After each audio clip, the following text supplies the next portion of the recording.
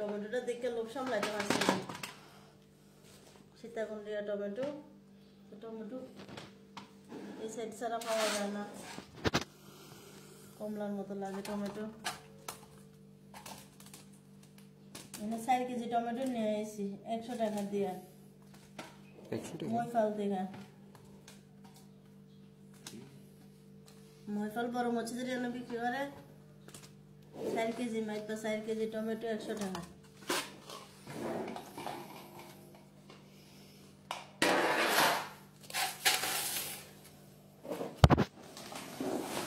দেখি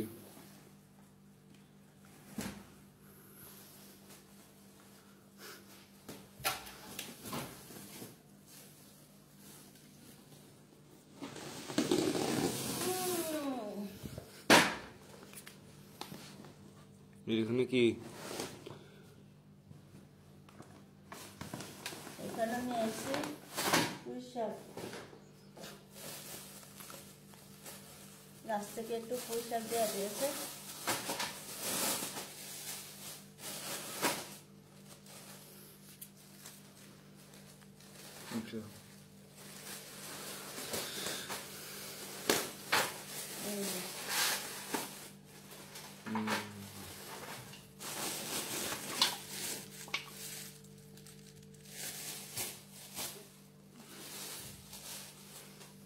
পুঁই শাকটা দেওয়া দিচ্ছে 11 সময়।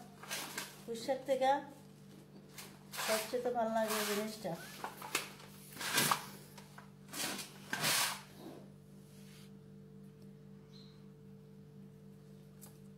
এই বিচিগুলো ভালো লাগে, কার কার বিচিগুলো ভালো লাগে অবশ্যই বলবেন। শাক থেকে কেন জানেন না, পুঁই শাকের বিচিগুলো অনেক মজা লাগে।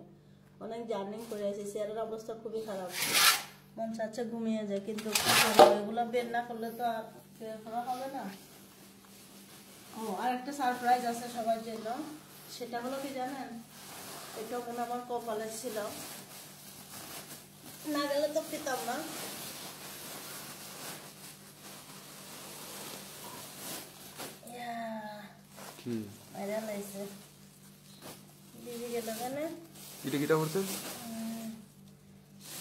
যাই হোক, একটু পানি ভিজে গেছে। এটা হচ্ছে বন্যা, কে আবার কি ভাববেন জানি না, এটা হচ্ছে বন্যার সিরা।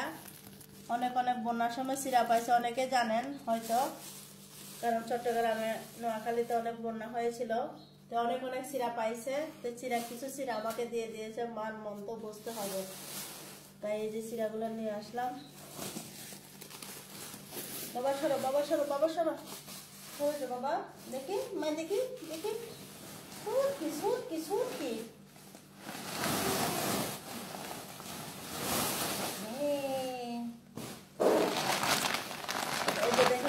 বলেন শুটকি খাইতে ভালো লাগে, আবার অনেকে পছন্দ করেন না, তাই বলতেছি।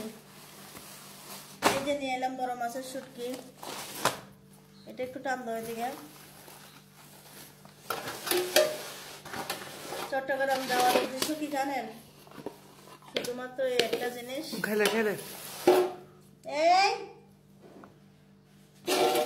এই যে দেখতেছেন, এই যে শুটকি নিয়ে আসছি। কারণ কি, এই শুটকির জন্য চট্টগ্রাম যাওয়া লাগে, কারণ আমি কেন জানি না, সিলেটের শুটকি আমার একদম পছন্দ না।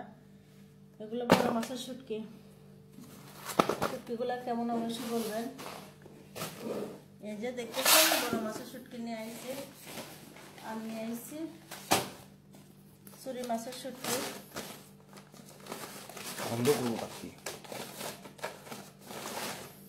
এই যে নিয়ে এসেছি চুরি মাছের শুটকি, কারণ বেশি বড় শুটকি খাওয়ার এখনো শেষ ক্ষমতা হয় নাই, আর সে ইনকাম সোর্স কম, যার কারণে বুঝতে হবে যেরকম হয় সেরকম ব্যয়। যাই হোক, শুটকিটা এমনি ভালো নিয়ে এসেছি, সাথে নিয়ে এলাম লইট্টা শুটকি।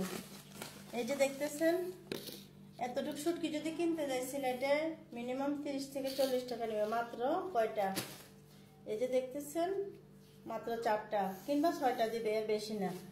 কিন্তু এই যে একটা আটে নিয়ে এসে একদম অল্প টাকা দিয়ে, অনেকদিন রেখে তো খেতে পারবো।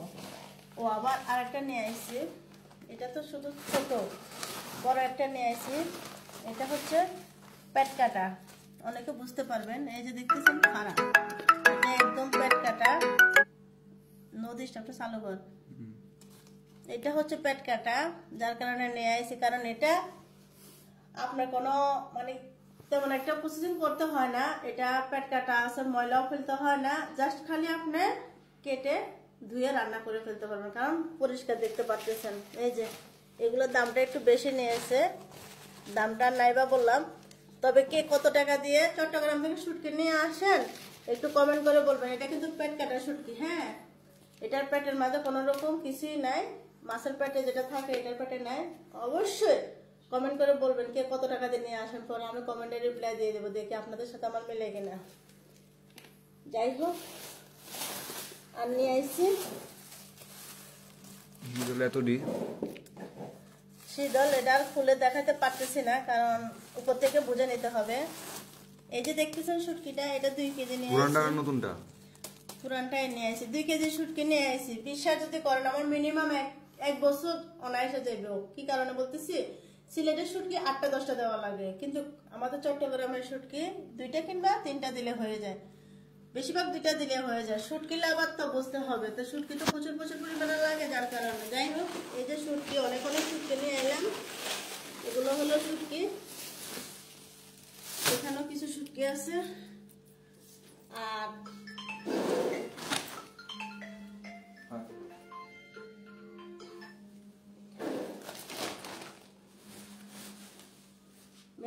বেটা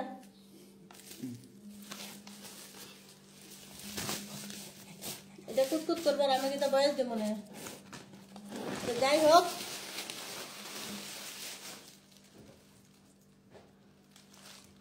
আর যেটা নিয়ে আসছি আমার বাচ্চারা দেখেন কি করতেছে, মনে হয় তার জন্য আমি পাপড় বিছিয়ে রাখছি।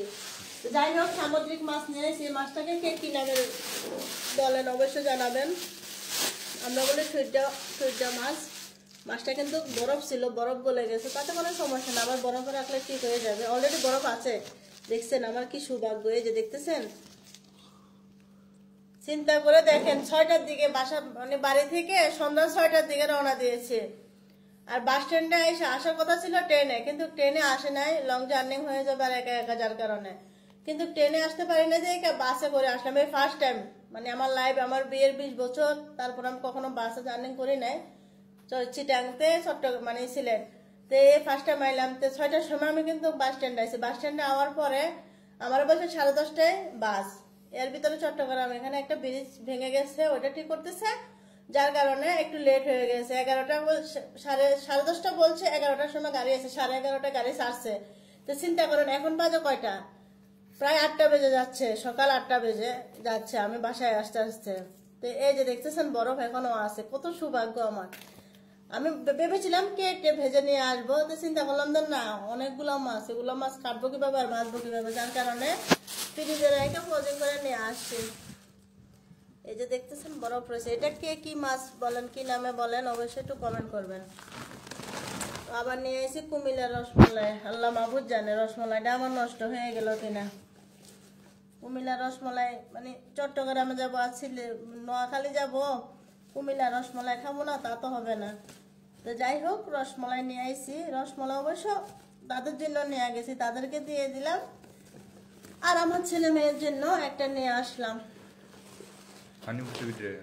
না, কুমিল্লার রসমলাই এটা আলাদা একটা ভিডিও আসবে, এটা অবশ্যই ভিডিও পাবেন।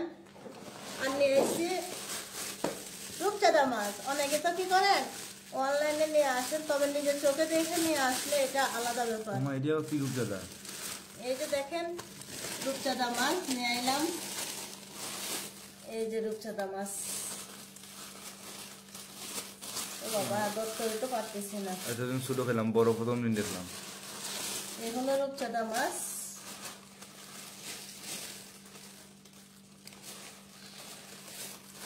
এই যে রূপচাঁদা মাছ, এগুলো সব আমি এখন ফ্রিজে ভরবো। আরো আছে মাছ,